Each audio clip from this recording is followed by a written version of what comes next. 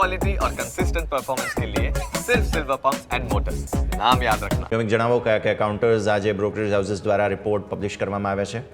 જી yes, આજે ઘણા બધા સ્ટોક છે કે જે બ્રોકરેજ હાઉસના આજે રડાર ઉપર આવ્યા છે. તો સૌથી પહેલાં આપણે નજર કરીશું તો એ છે કોટકનો. અહીંયાથી સૌથી પહેલાં પ્રીમિયર એનર્જી ઉપર રિપોર્ટ આવ્યો છે, એનાથી આપણે શરૂઆત કરવા માંગીશું. તો અહીંયાથી તેઓ વેચવાલીની સલાહ આપી રહ્યા છે. અગાઉ પણ તેઓ વેચવાલીની સલાહ આપી હતી, પરિણામ ફરીથી તેઓ જે સેલની સલાહ આપી રહ્યા છે. લક્ષ્યાંક તેઓ અહીંયાથી વધારે છે. પહેલાં કંઈક 700 750 આજુબાજુ હતા, હવે તેઓ વધારીને 840 અહીંયાથી લક્ષ્યાંક આપી રહ્યા છે. કહેવું એવું એમનું છે કે અનુમાનથી તો સારા પરિણામ આવ્યા છે. અન્ય ખર્ચ ઘટ્યા છે, માર્જિનમાં સુધારાના કારણે અનુમાનમાં અહીંયાથી વધારો થયો છે. ઓવરઓલ કોમેન્ટ્રી પોઝિટિવ કહી રહ્યા છે, પરંતુ તેઓ અહીંથી હજુ પણ વેચવાની સલાહ આપી રહ્યા છે. જો કે લક્ષ્યાંક પહેલાં કરતાં હજુ પણ તેઓ વધાર્યા છે, 840ના લક્ષ્યાંક કર્યા છે. બીજું વાત કરીશું તો દિવીસ લેબ ઉપર સિટીનો રિપોર્ટ આવ્યો છે. હવે દિવીસ લેબ ઉપર સિટીનું કહેવું છે ખરીદવાની સલાહ આપી રહ્યા છે. સામે લક્ષ્યાંક તેઓ ₹6850 આપી રહ્યા છે.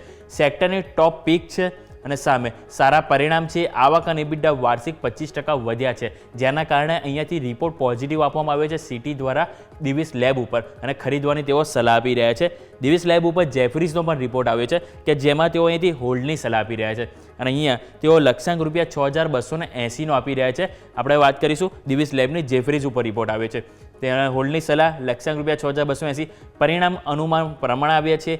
સારા પ્રોડક્ટ મિક્સને કારણે EBITDA સુધર્યા છે, એટલે કે કંપનીનું જે ઓવરઓલ પ્રોડક્ટ જે પોર્ટફોલિયો છે એના કારણે કંપનીના ઓવરઓલ ઓપરેટિંગ નંબર ઉપર સારો સુધારો જોવા મળે છે, જેના કારણે પરિણામ અનુમાન પ્રમાણે આવ્યા, જેથી કરીને અહીંથી હોલ્ડની સલાહ આપી અને લક્ષ્યાંક ₹6200 આપી રહ્યા છે અહીંયાથી જેફરીઝ દિવીસ લેબ ઉપર. નેક્સ્ટ વાત કરીશું તો પેટીએમ ઉપર અહીંયાથી રિપોર્ટ આવ્યો છે બર્નસ્ટેઇનનો. તો બર્નસ્ટેઇન અહીંયાથી આઉટ પરફોર્મ રેટિંગ એટલે કે પોઝિટિવ આપી રહ્યા છે. લક્ષ્યાંક ₹1100 એટલે કે 1100નો લક્ષ્યાંક. બ્રાઝિલના સ્ટાર્ટઅપમાં 25% હિસ્સો ખરીદ્યો. વિદેશમાં કારોબાર પર ધ્યાન આપી શકશે કેમ કે તેના પર અહીંયાથી નજર રહેશે. એટલે કે અહીંયાથી તેઓ બહારના આઉટસાઇડ જે કંપનીનો જે બિઝનેસ તેઓ કરી રહ્યા છે એની ઉપર ખાસ ફોકસ આપી રહ્યા છે, અને એમાં સારું ઇમ્પ્રુવમેન્ટ છે એવું અહીંયાથી માની રહ્યા છે બર્નસ્ટેઇન, અને જેના કારણે પેટીએમને તેઓ આઉટ પરફોર્મ રેટિંગ આપ્યા છે અને લક્ષ્યાંક ₹1100 આપી રહ્યા છે. નેક્સ્ટ વાત કરીશું તો એસ્ટ્રા ડીએમ ઉપર રિપોર્ટ આવ્યો છે HSBC તરફથી. અહીંયા પણ તેઓ ખરીદવાની સલાહ આપી રહ્યા છે. લક્ષ્યાંક ₹580 આપી રહ્યા છે. ટેક્સ ખર્ચ વધવાથી નફામાં એક વખતની અસર આવશે, પરંતુ હોસ્પિટલ બિઝનેસ આઉટલુક પોઝિટિવથી તેઓ જોઈ રહ્યા છે, જેના કારણે અહીંયા તેઓ પોઝિટિવ સાથે ખરીદવાની સલાહ આપી રહ્યા છે અને લક્ષ્યાંક ₹580 આપી રહ્યા છે એસ્ટેટ ડીએમ ઉપર.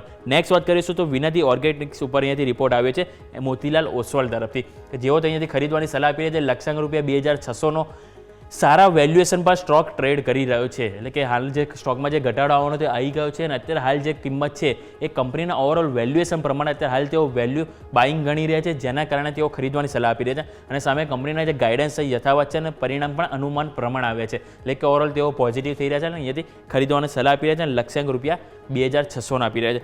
નેક્સ્ટ વાત કરીશું તો ONGC ઉપર જેફરીઝનો રિપોર્ટ આવે છે. તો અહીંયા એમનું માનવું છે ખરીદવાની સલાહ આપી રહ્યા છે. લક્ષ્યાંક ₹375 આપી રહ્યા છે.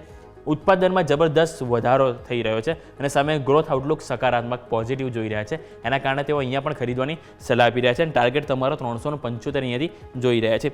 નેક્સ્ટ વાત કરીશું તો LIC હાઉસિંગ ઉપર સિટીનો રિપોર્ટ આવે છે. અહીંયા જોઈશું તો અહીંયા તેઓ ખરીદવાની સલાહ આપી રહ્યા છે. લક્ષ્યાંક ₹851.